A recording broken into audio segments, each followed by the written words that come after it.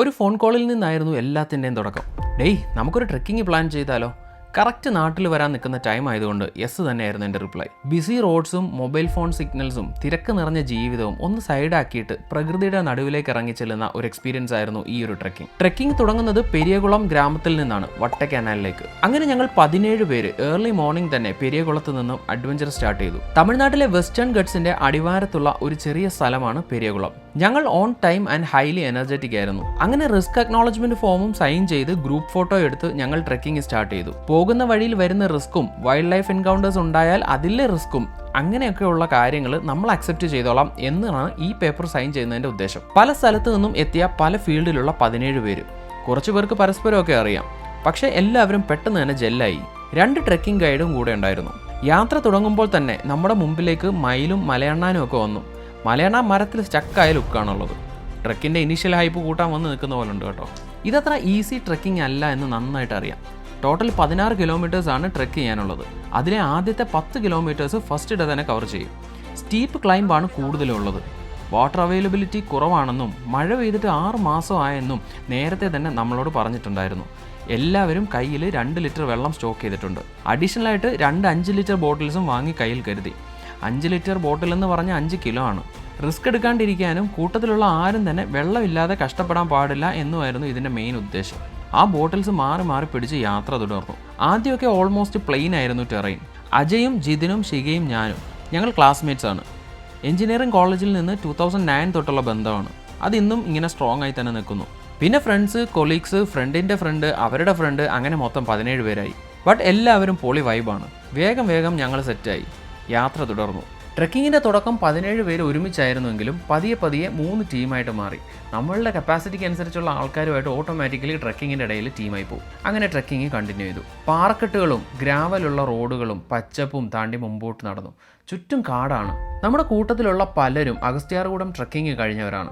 Experience ഉള്ള ചിലരൊക്കെ trekking stick തുടക്കം തൊട്ട് തന്നെ എടുത്തിട്ടുണ്ട്. ചൂട് കൂടിക്കൂടി വന്നു. ഡയറക്റ്റ് സണ്ണൊക്കെ നമ്മളെ നന്നായിട്ട് ബുദ്ധിമുട്ടിക്കുന്നുണ്ട്. അങ്ങനെ റെസ്റ്റ് എടുത്തും വെള്ളം കുടിച്ചുമൊക്കെ യാത്ര മുമ്പോട്ട് തന്നെ തുടർന്നു. പ്രോട്ടീൻ ബാർസും നട്ട് ബാർസും നട്ട്സും ഡ്രൈ ഫ്രൂട്ട്സും എല്ലാം നമ്മുടെ കയ്യിലുണ്ട്. കുറച്ചു നേരം ഇരിക്കുമ്പോൾ അടുത്ത കുറച്ചു നേരം നടക്കാനുള്ള ഒരു എനർജി കിട്ടും. തണൽ നോക്കിയാണ് റെസ്റ്റിംഗ് ഏരിയ നമ്മൾ ചൂസ് ചെയ്യുന്നത്. എനർജി ബാറും മറ്റും ഷെയർ ചെയ്ത് എല്ലാവരുടെ കൂടി കഴിക്കും. ഇത് ഇവിടെയുള്ള ആൾക്കാരുടെ ഒരു കോവിലാണ്. യാത്രക്കിടയിൽ അവരുടെ പ്രാർത്ഥനാ സ്ഥലമാണിത്. അജയുടെ സ്പെഷ്യൽ പപ്പായ സ്വീറ്റ്. ഇൻസ്റ്റന്റ് എനർജി ആയിരുന്നു സാധനം. ഷികയായിരുന്നു റീഹൈഡ്രേഷൻ ഫ്ലൂയിഡിന്റെ സപ്ലയർ. 7 കിലോമീറ്റർ കഴിഞ്ഞു. ഇനി 2.5 കിലോമീറ്റർ കൂടെ ഉണ്ട്. 20 മിനിറ്റ് കൂടെ നടന്നാൽ വെള്ളം കളക്ട് ചെയ്യാനുള്ള പോയിന്റ് എത്തും. നമ്മൾ താഴേന്ന് കൊണ്ടുവന്ന വെള്ളമെല്ലാം കഴിഞ്ഞു.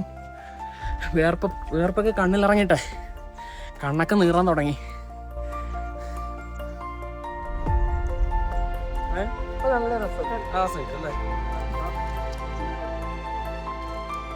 ക്ഷീണമില്ലാത്ത പോലൊക്കെ നടന്നോ? ആറ്റിറ്റ്യൂഡ് ആണ് ഇതുപോലെ പറഞ്ഞു.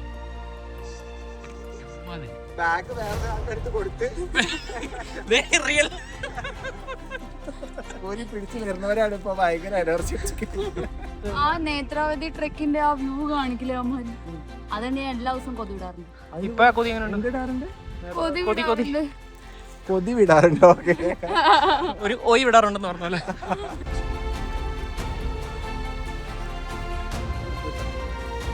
അവസാനം കുറച്ച് തണല് കിട്ടി.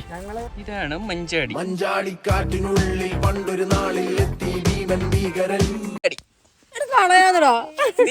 ആവശ്യത്തിന് ഇവിടുത്തെ മഞ്ചാടി അതെ, എനിക്ക് എവിടെ വേദന അറിയത്തില്ല. പക്ഷെ നാളത്തെ ഇത്ര സ്റ്റീപ്പ് അല്ല എന്നാണ് ആരോ പറയുന്നത്. പ്രോട്ടീൻ അങ്ങനെ താഴേന്ന് 8 കിലോമീറ്റർ നമ്മൾ ട്രെക്ക് ചെയ്തിട്ട് അവസാനം നമ്മുടെ ഫസ്റ്റ് വാട്ടർ കളക്ഷൻ പോയിന്റിലാണ് എത്തിയിരിക്കുന്നത്. ഇത് മലമുകളിൽ നിന്ന് വരുന്ന വെള്ളമാണ്. അവിടെ നിന്ന് ഒരു ചെറിയ പൈപ്പ് ഇട്ടേക്കുവാണ്. പക്ഷേ അധികം വെള്ളമൊന്നും ഇപ്പോൾ ഇല്ല. അതുകൊണ്ട് ഡ്രോപ്സ് മാത്രമായിട്ടാണ് വരുന്നത്. ഇവിടെ നിന്ന് ഈ വെള്ളം കളക്ട് ചെയ്തിട്ടാണ് നമ്മളിനി അങ്ങോട്ട് മുമ്പോട്ട് ട്രെക്കിങ് കണ്ടിന്യൂ ചെയ്യേണ്ടത്. ഈ 8 കിലോമീറ്റർ കഴിഞ്ഞപ്പോഴേക്കും നമ്മുടെ കയ്യിലുണ്ടായിരുന്ന വെള്ളം ഓൾമോസ്റ്റ് കംപ്ലീറ്റ് ആയിട്ടുണ്ടായിരുന്നു. അങ്ങനെ കയ്യിലുള്ള എല്ലാ എംറ്റി ബോട്ടിൽസും നമ്മൾ ഫില്ല് ചെയ്തു. കുറച്ച് ടൈം എടുത്തു, കാരണം ഈ വരുന്നവർ മൊത്തം ഇവിടെ നിന്നാണ് വാട്ടർ കളക്ട് ചെയ്യുന്നത്. അങ്ങനെ ക്യൂവിൽ നിന്നാണ് നമ്മൾ ഇവിടുന്ന് വാട്ടർ കളക്ട് ചെയ്തത്. ആ വെള്ളം, തണുത്ത വെള്ളം കിട്ടുമ്പോൾ ഒരു ആശ്വാസം ഉണ്ടല്ലോ, അത് പറഞ്ഞറിയിക്കാൻ പറ്റാത്തൊരു സംഭവം തന്നെ. പിന്നെ വേറെ അഡ്വാൻറ്റേജ് ഇവിടെ ഫീൽ ചെയ്ത് എന്താണെന്ന് വെച്ച് കഴിഞ്ഞാൽ കറക്റ്റ് വാട്ടർ കളക്ഷൻ പോയിന്റിൽ നമുക്ക് നല്ല തണലുണ്ടായിരുന്നു. നോർമലി ഈ തണലെന്ന് പറയുന്ന സംഭവം വളരെ കുറച്ചേ കിട്ടിയിട്ടുള്ളൂ. അപ്പോൾ ഈ തണലുള്ളവിടെ നോക്കിയാണ് നമ്മൾ റെസ്റ്റ് എടുക്കുന്നത്. ഇവിടെ വെയിലുണ്ടായിരുന്നെങ്കിൽ നമ്മൾ കുറച്ചുകൂടെ പെട്ടുപോകാൻ. ഉണ്ട്, അവിടെയാണ് നമ്മുടെ ടെൻറ്റ്. പക്ഷെ അതിലേക്കുള്ള ദൂരം കുറേ ഉണ്ട് കേട്ടോ. ഇനിയും ധാരാളം കയറാൻ കിടക്കുന്നു.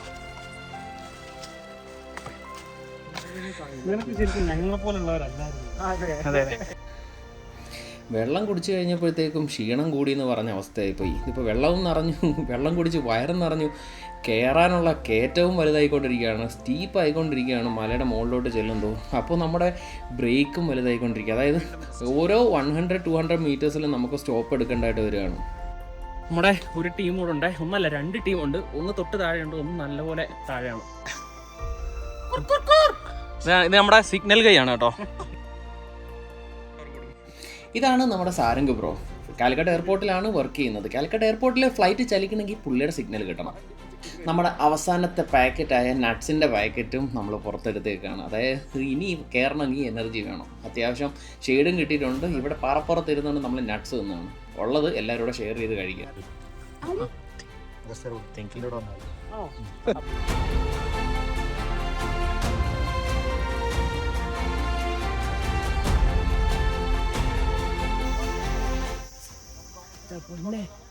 ഒരുപാട് വന്നു. ഏകദേശം ഇനി 2 കിലോമീറ്ററൂടെ മുകളിലോട്ടുണ്ട്. ഭയങ്കര സ്റ്റീപ്പാണ് കേട്ടോ. അത്യാവശ്യം പാടായിട്ടുള്ളൊരു ട്രെക്കിംഗ് ആണ്. ഏകദേശം നമ്മുടെ എൻ പോയിന്റിൽ എത്തിയിരിക്കുന്നു. നമ്മൾ സ്റ്റാർട്ട് ചെയ്ത പോയിന്റ് കാണിച്ചു തരാം. ഇത് നോക്കിയേ, ഇതുണ്ടോ, ഇത് നമ്മളിപ്പോൾ മലയുടെ മുകളിലാണ്. ഇതിൻ്റെ താഴെ കാണുന്ന ഈ വൈറ്റ് ബിൽഡിംഗ് ഉണ്ടോ. ഈ ബിൽഡിങ്ങിൻ്റെ അവിടെ നിന്നാണ് നമ്മൾ ട്രെക്കിംഗ് സ്റ്റാർട്ട് ചെയ്തത്. അവിടെ നിന്ന് നടന്നാണ് ഈ മല കയറിയിട്ട് നമ്മളിപ്പോൾ കൊടൈക്കനാലെത്തി. കൊടൈക്കനാലിലെ ഹിൽ ടോപ്പാണ് നമ്മുടെ ഫൈനൽ, നമ്മുടെ ഡെസ്റ്റിനേഷൻ. സോ കുറച്ചുകൂടെ ഉള്ളൂ, ഏകദേശം എത്തി. ഇനി ഒരു 1/2 കിലോമീറ്ററൂടെ ഉള്ളൂ നമ്മുടെ ഡെസ്റ്റിനേഷൻ എത്തും. അവിടെ ചെന്നിട്ട് വേണം നമ്മൾ ഇനി വെള്ളം കഴിക്കാൻ. എടുത്ത വെള്ളവും കാര്യങ്ങളൊക്കെ തീർന്നു.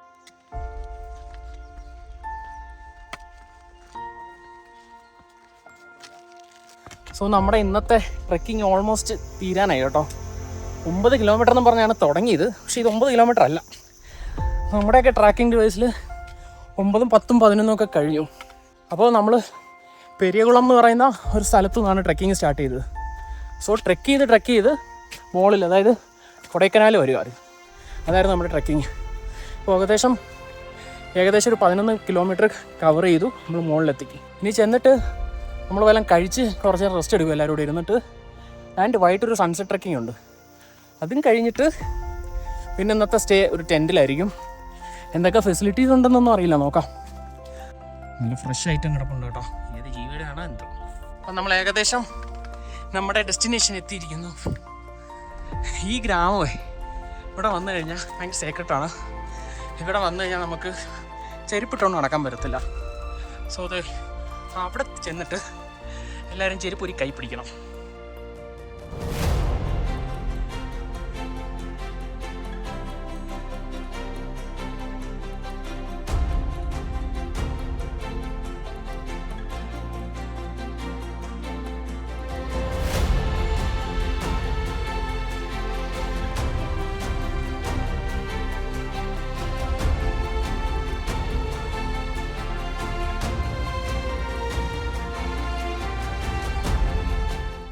അങ്ങനെ നമ്മൾ ട്രെക്കിംഗ് ഒക്കെ കംപ്ലീറ്റ് ചെയ്തിട്ട് വെള്ളഗവി ഗ്രാമത്തിലെത്തിയാൽ ഉടനെ തന്നെ നമുക്ക് അവരുടെ നാടൻ ഊണ് തന്ന് നമ്മളെ സ്വീകരിക്കും. അവരുടെ കിച്ചണിൽ തന്നെ അവർ പ്രിപ്പയർ ചെയ്യുന്ന ഫുഡാണ് നമുക്കവർ തരുന്നത്. പിന്നെ സ്പെഷ്യലായിട്ട് നമുക്ക് ഓംലെറ്റും വാങ്ങാൻ പറ്റും. സാമ്പാർ ഉണ്ടായിരുന്നു, രസം ഉണ്ടായിരുന്നു, അതുപോലെ പലതരം കൂട്ടുകറികളും പപ്പടം അടക്കമായിരുന്നു ഫുഡ്. നമ്മൾ ഇത്രയും നേരം ട്രക്ക് ചെയ്ത് വിശന്ന് അവിടെ എത്തിയത് കൊണ്ടാണോ അതോ അവരുടെ ഫുഡിൻ്റെ പ്രിപ്പറേഷൻ്റെ രീതി കൊണ്ടാണോ എന്നറിയില്ല, ഫുഡ് കഴിച്ചിട്ട് നല്ല തൃപ്തി ഉണ്ടായിരുന്നു.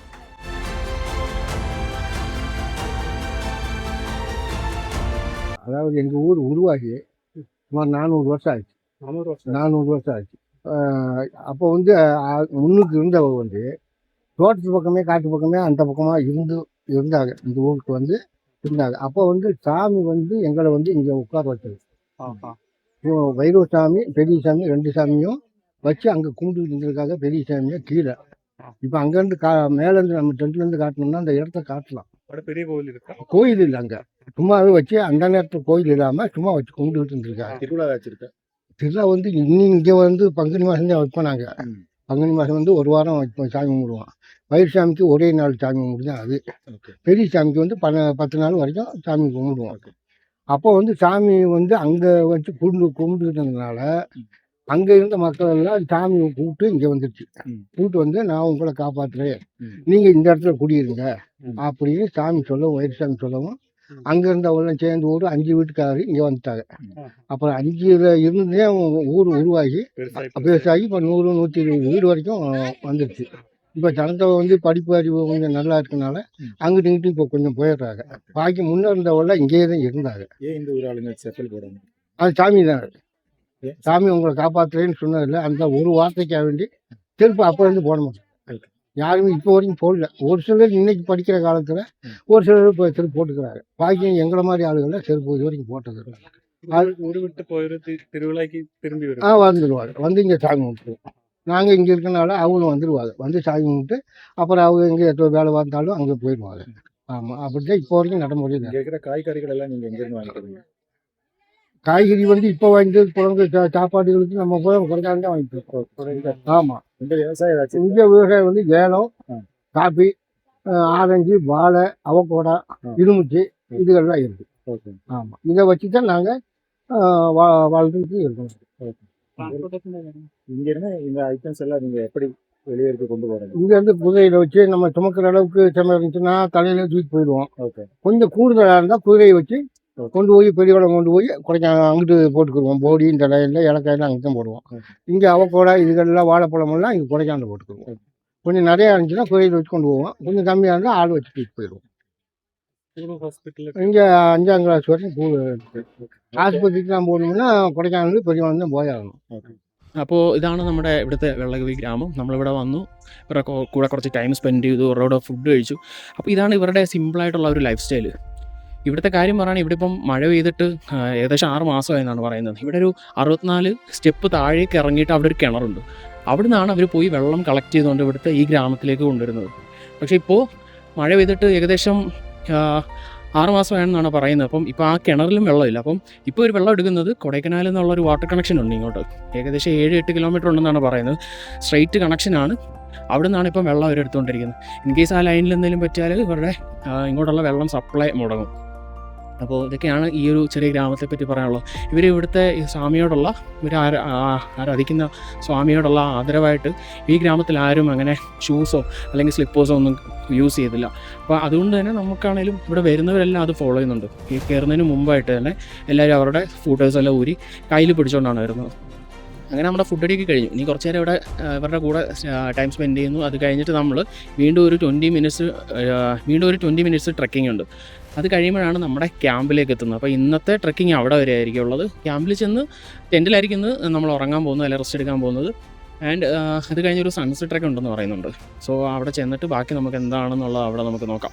ബാക്കി നാളെയാണ് ഇനി ബാക്കി കണ്ടിന്യൂ ചെയ്യാൻ പോകുന്നത്. അതായത് ഒരു ഓൾമോസ്റ്റ് 5 കിലോമീറ്റേഴ്സ് ട്രെക്കിംഗ് ഉണ്ട് കൊടൈക്കനാലിലേക്ക്. കൊടൈക്കനാലിൽ ചെല്ലുന്നു നമ്മൾ, ഇത് 1 വേ ട്രെക്കാണേ. കൊടൈക്കനാലിൽ ചെല്ലുന്നു, അവിടുന്ന് നമ്മൾ നമ്മുടെ വണ്ടി അവിടെ വരുന്നു, നമ്മളെ പിക്ക് ചെയ്ത് നമ്മുടെ ട്രെക്കിംഗ് അവിടെ അവസാനിക്കും. ഇവർ പറയുന്നത് വെച്ചിട്ട് ഇങ്ങോട്ട് ട്രാൻസ്പോർട്ടേഷൻ ഒന്നുമില്ല. അതിൻ്റെ മേജർ കാരണം എന്ന് പറഞ്ഞാൽ ഇങ്ങോട്ട് റോഡില്ല. അപ്പോൾ ഇവർക്കിപ്പം ഏകദേശം ഗവൺമെൻറ് ഇവർക്ക് റോഡെല്ലാം റെഡിയാക്കി കൊടുക്കുന്നുണ്ട്. അതിൻ്റെ പരിപാടിയൊക്കെ നടന്നുകൊണ്ടിരിക്കുകയാണ്, എല്ലാം റെഡി ആയിട്ടിരിക്കുകയാണെന്നാണ് പറയുന്നത്. അപ്പോൾ ഏകദേശം 2 വർഷത്തിനുള്ളിൽ ഇവർക്ക് ഇവരുടെ ആ ഒരു റോഡ് കംപ്ലീറ്റ് ആവുകയും ഇങ്ങോട്ട് ട്രാൻസ്പോർട്ടേഷനൊക്കെ സ്റ്റാർട്ട് ചെയ്യുകയും ചെയ്യും. ഇപ്പോൾ ഇവിടെ 5ാം ക്ലാസ് വരെയാണ് ചെറിയൊരു സ്കൂളുണ്ട്. 5ാം ക്ലാസ് വരെയുള്ള കുട്ടികൾക്ക് പഠിക്കാൻ പറ്റുള്ളൂ. സോ ടീച്ചേഴ്സൊക്കെ ഡിണ്ടിഗുള്ളിൽ നിന്നാണ് വരുന്നത് ഇവിടെ ക്ലാസ് എടുക്കാനായിട്ട്. അപ്പോൾ അവർക്ക് എങ്ങനെയാണേലും ഒരു 3 കിലോമീറ്റേഴ്സ് നടന്ന് അങ്ങനെയൊക്കെയാണ്, വളരെ ബുദ്ധിമുട്ടിയാണ് ഇങ്ങോട്ട് വരുന്നതും ഇവിടെ പഠിപ്പിക്കുകയൊക്കെ ചെയ്യുന്നത്. അപ്പം ഈ ഒരു റോഡ് വന്നു കഴിഞ്ഞാൽ അവർക്ക് വളരെ ഈസിയാവും. അതായത് ട്രാൻസ്പോർട്ടേഷനൊക്കെ നോർമൽ പോലെ വർക്ക് ചെയ്യും. അപ്പോൾ അത് അവർക്ക് വളരെ നല്ലൊരു ഹെൽപ്ഫുൾ ആയിരിക്കും. വെള്ളകവി ഗ്രാമത്തിലാണേ. ഇതിൻ്റെ മുകളിൽ നിൽക്കുമ്പോൾ കിട്ടുന്ന ഒരു വ്യൂ പോയിൻ്റ് ആണ്. ഇതുണ്ടോ, എമ്മാതിരി വ്യൂ ആണെന്ന് നോക്കിയാൽ. ഈ ഗ്രാമത്തിന് ഇതിൻ്റെ ഈ ഒരു ഏരിയ ഉണ്ടോ, ഇവിടെ നിന്നാണ് നമ്മൾ ട്രെക്കിങ് സ്റ്റാർട്ട് ചെയ്ത് ഈ ഒരു ലാൻഡിൽ നിന്ന്. അവിടെ നിന്ന് ട്രെക്ക് ചെയ്ത് ദണ്ട് ഈ മലകളെല്ലാം കയറിയാണ് നമ്മളിപ്പോൾ നിൽക്കുന്ന ഈ പോയിന്റിലെത്തിയത്. നോക്കിയേ, കണ്ടോ, നമ്മുടെ ഈ മോള് വരെയാണ് നമുക്ക് ചെല്ലേണ്ടത്. ഇപ്പം നമ്മൾ നിൽക്കുന്ന ഈ ഗ്രാമത്തിലാണ്. വെള്ളകവി ഗ്രാമത്തിലെ എവിടെ പോയ പോസ്റ്റ് ഓഫീസ് പോസ്റ്റ് ഓഫീസിന് മെയിനാണ് കേട്ടോ. ഇത് ഈ ഗ്രാമത്തിലുള്ള ചെറിയൊരു കോവിലാണ് കേട്ടോ. ഈ കോവിലിനോട് ചേർന്ന് തന്നെ ചെറിയൊരു വോളിബോൾ കോർട്ട് കൂടിയുണ്ട്. വെള്ളഗവി ഗ്രാമത്തിലെ ആ ചെറിയൊരു സ്കൂളാണ് ഈ കാണുന്ന ബ്ലൂ കളറിലെ ബിൽഡിംഗ്. ഇവിടെ ആകെ 5th സ്റ്റാൻഡേർഡ് വരെ മാത്രമേ ഇവിടെ പഠിക്കാൻ പറ്റുള്ളൂ.